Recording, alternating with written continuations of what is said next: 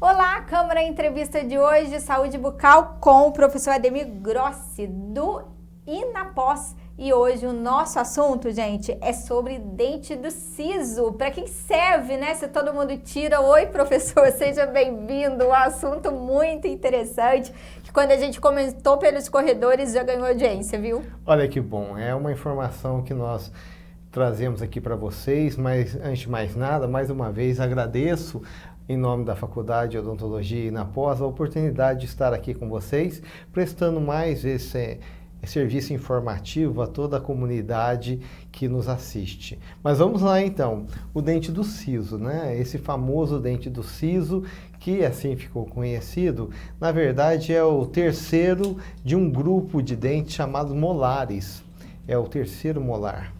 E ele é lógico que faz parte da nossa oclusão, da nossa dentição, e ocasionalmente ele não tem espaço, Karine, para nascer, né?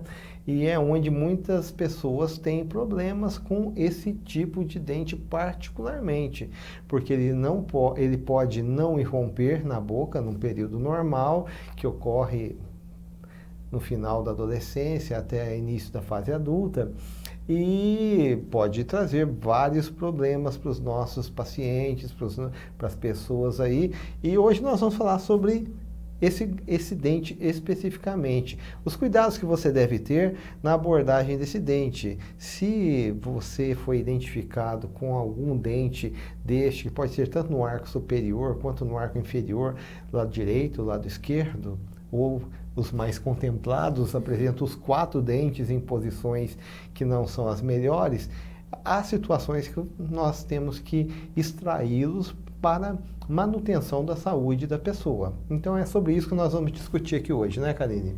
Então vamos começar falando dos problemas. Quais são os problemas atribuídos ao dente do siso? Bom, a primeira coisa que nós temos relacionado ao dente do siso, quando ele não erupciona totalmente e entra em contato com o seu dente antagonista no arco superior, é porque alguma coisa está errada com ele. Normalmente, a falta de espaço está associado a esse dente, ele não tem espaço para nascer, porque como é o último dente que vai erupcionar na nossa boca, tanto no arco superior quanto no inferior, pode ser que não tenha espaço suficiente para a completa erupção. E um problema maior que ele pode ter é inflamar. Ele erupciona parcialmente e o que acontece? A pessoa não consegue fazer uma higiene adequada, então lá acumula bactéria, acumula resíduo alimentar. Então aquela inflamação em volta da coroa, a inflamação pericoronária, é um dos primeiros sinais que seu dente não está tendo uma condição boa de erupção. E isso dói. Quem já passou por isso, eu particularmente tive essa ocorrência, chama-se pericoronarite, que é uma inflamação pericoronária em volta da coroa.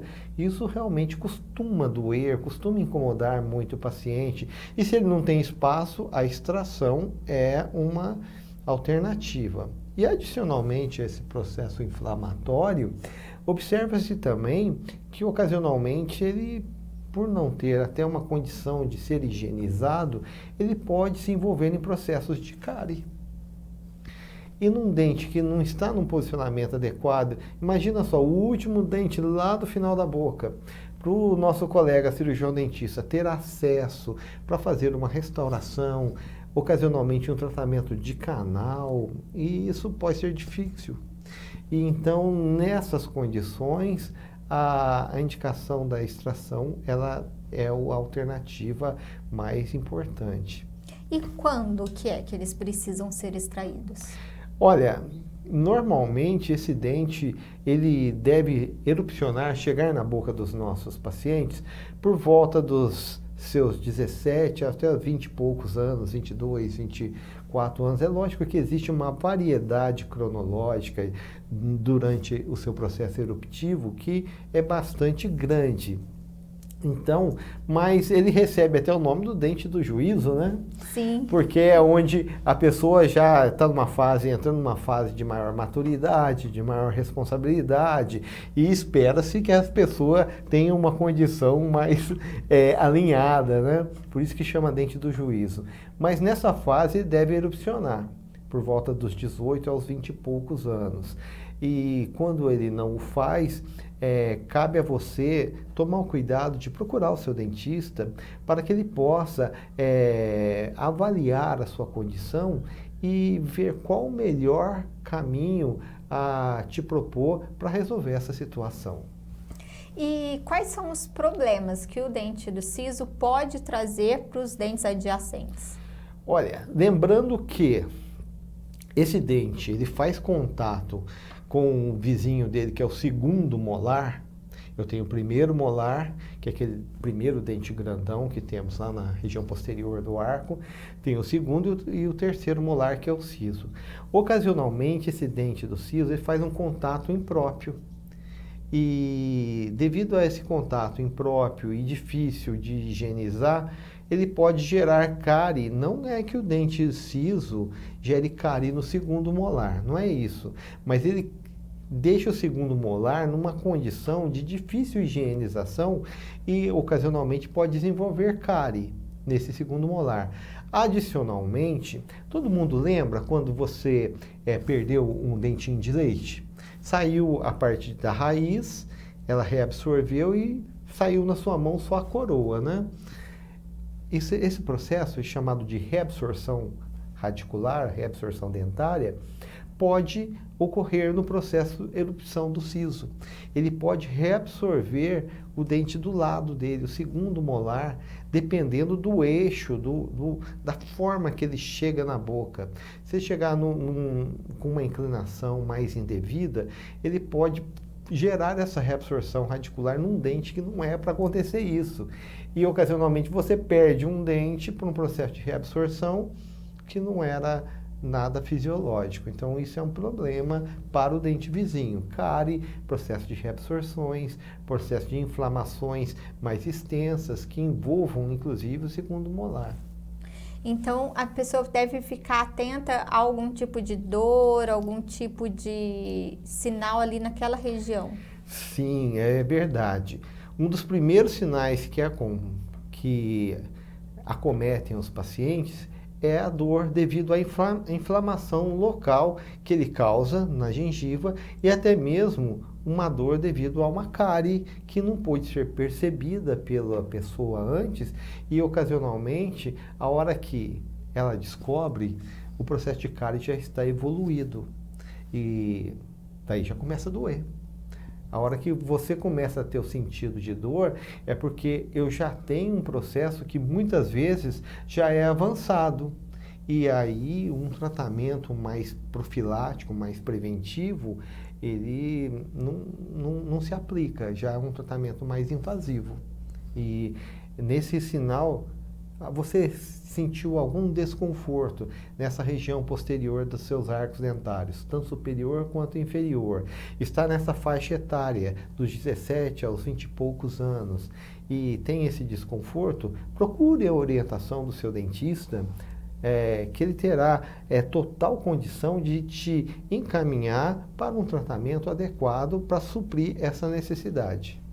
E professor, quais são os exames mais adequados aí para a identificação e também para o diagnóstico desses dentes de siso?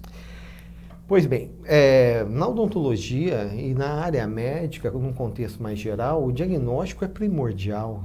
Você estabelecer um diagnóstico, você estabelece posteriormente um plano de tratamento mais assertivo e seguro, principalmente para o paciente. Para isso, nós lançamos mãos de alguns exames complementares. Nós temos desde uma radiografia, aquela intraoral, que é a radiografia periapical, aquela pequenininha, que talvez muitos de nossos espectadores já tenham feito, que o dentista coloca dentro da boca e faz a radiografia, ela cobre essa área, mas eu tenho radiografias de maior abrangência, exames de maior abrangência, como a radiografia panorâmica, que é um exame extremamente popular, ele tem uma área de cobertura muito boa, uma dose de radiação relativamente baixa pela abrangência, e é um exame relativamente barato. Nesse exame, nós conseguimos visualizar numa única tomada os 4 dentes do siso, tá ok? E é o primeiro passo. Tendo visto essa relação do dente do siso, do terceiro molar, com áreas nobres, e nós precisamos tomar muito cuidado com isso daí. No arco inferior, por exemplo, nós temos um nervo que passa pela mandíbula, que ele mantém relação muito íntima, às vezes, com as raízes dos dentes do siso. E na maxila, que é a arcada superior, nós temos os seios maxilares, que também guardam uma relação de muita intimidade com o dente do siso.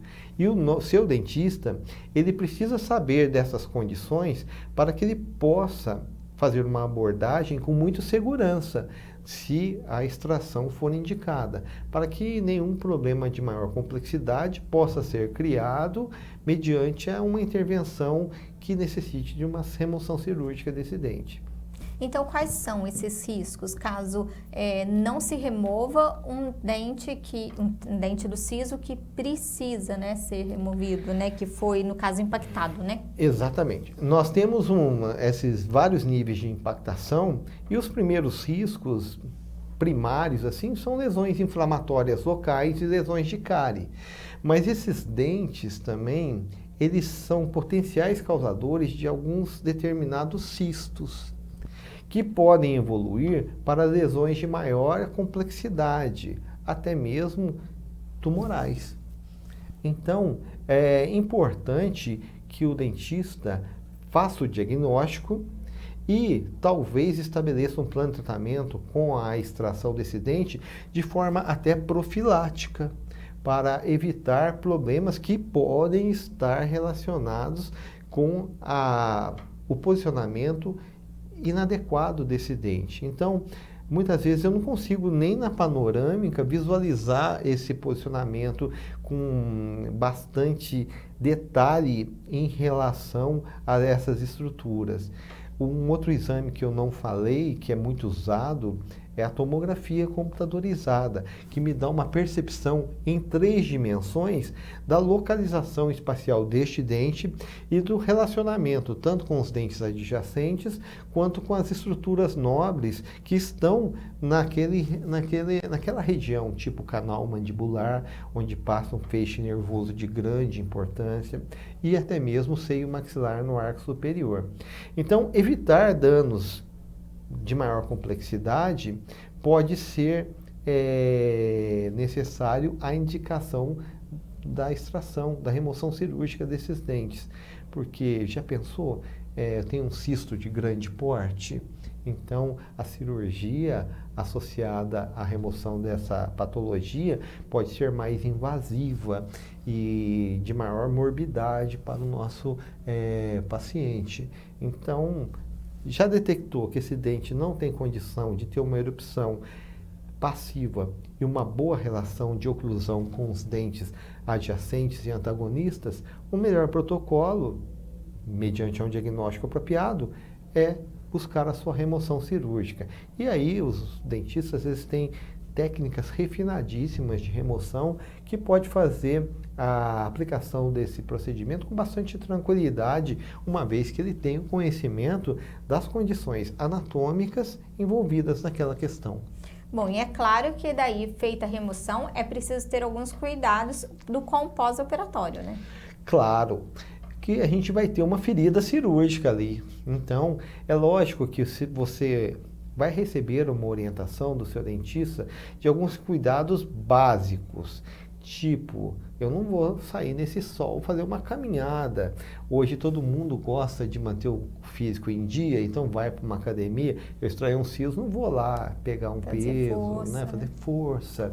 Eu vou ter um resguardo que não é nem um tempo muito grande de recuperação. Porque se você assim não tem uns cuidados mínimos, você pode ter alguns problemas decorrentes daquela ferida que está ali. o coágulo pode não ficar retido no lugar, daí pode gerar um processo inflamatório na cavidade que foi criada. Esse processo chama-se alveolite e ele é um processo bem doloroso. Então, esse período de alguns poucos dias que você fica em casa, controla uma alimentação, evita uma alimentação muito quente, muito condimentada, até para não ter muito relacionamento com sangramento, hemorragias posteriores. Isso daí é muito importante você seguir as recomendações que o seu dentista irá lhe passar, para que você tenha uma recuperação melhor, um restabelecimento pleno e possa voltar rapidamente às suas atividades.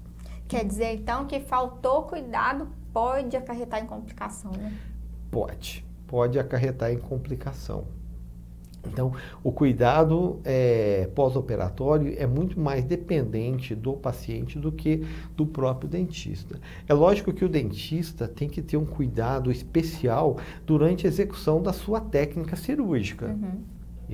Ele é treinado para isso e ele tem exames complementares que nortearam a técnica, a execução dessa técnica com excelência, para que você não tenha nenhum efeito colateral. Posso ter efeitos colaterais durante a remoção desse dente? Pode, né? Por exemplo, eu posso ter o que a gente chama de parestesia, que é aquela sensação de anestesia prolongada, que pode durar alguns dias ou até ficar definitivamente se o feixe nervoso sofre alguma injúria durante o procedimento. A gente já viu caso e documentou caso de fratura da mandíbula durante a extração de um dente do siso. Então, cabe ao dentista observar o grau de complexidade e o risco que ele tem para aquele caso, informar ao seu paciente as devidas ações que ele vai tomar para, quem sabe, evitar essas circunstâncias. Eu comparo muito com a área médica, nossa área, que tem uma afinidade, né? Então, deixe que o paciente esteja com equilíbrio, anatomicamente esteja bem, não seja alérgico a nenhum medicamento, possa fazer uma cirurgia tranquila, tudo vai correr bem, tudo vai correr bem. Se tenha sido feito um bom diagnóstico, um bom planejamento, tudo vai correr bem. O que não pode é achar que todos os dentes são iguais, como eu já ouvi, um absurdo desse, é tudo igual e eu consigo fazer porque eu acho que eu sou capaz disso daí. E daí você pode ser surpreendido por uma variação anatômica, um relacionamento com uma área nobre muito íntimo daquele dente, e isso pode trazer complicações. Então, nós, dentro da odontologia, temos muito esse cuidado. Lá na faculdade, nossos alunos são orientados metodicamente a levar em consideração esses cuidados, faça um levantamento da ficha do paciente, de condições que podem colocá-lo numa condição de maior vulnerabilidade. Se isso acontece, talvez aquele procedimento não seja executado lá, naquele momento. Ele pode ser encaminhado para um outro profissional que tenha uma expertise maior, porque o nosso aluno está num treinamento, então não vou colocar na mão dele aquele caso de alta complexidade. Então, nós vamos formá-lo com responsabilidade, para que ele possa, ao sair da faculdade, ter essa consciência e gerar tratamentos, mesmo os complexos, com muita responsabilidade, com muita dedicação, com muito cuidado, para que corra tudo bem, tanto para o profissional quanto para o paciente que está recebendo esse procedimento. Tá certo. Professor, muito obrigada pela participação do senhor, por vir falar sobre esse assunto tão interessante aqui no Câmara Entrevista. Nós agradecemos novamente a possibilidade de estarmos aqui e vamos procurar trazer nas próximas semanas assuntos que sejam assim, mais polêmicos, mais do conhecimento da população, para que ocorra até uma interatividade maior com todo o nosso público que nos assiste. Uma boa tarde para todos vocês, obrigado novamente pela oportunidade de aqui estar. A gente que sempre agradece o professor e também o Inapós por essa parceria tão valiosa. Lembrando que você que está nos acompanhando pela TV Câmara, canal aberto digital 18.2 ou pela Rádio Legislativa FM 96,7, você pode buscar esse conteúdo lá no YouTube TV Câmara Pouso Alegre e compartilhar com seus amigos. Você também pode ir lá no nosso Facebook, o conteúdo está lá, pode deixar perguntas, pode deixar sugestões de temas para a gente conversar aqui com o professor Ademir Grossi, tá bom? Um abraço para você e até a próxima!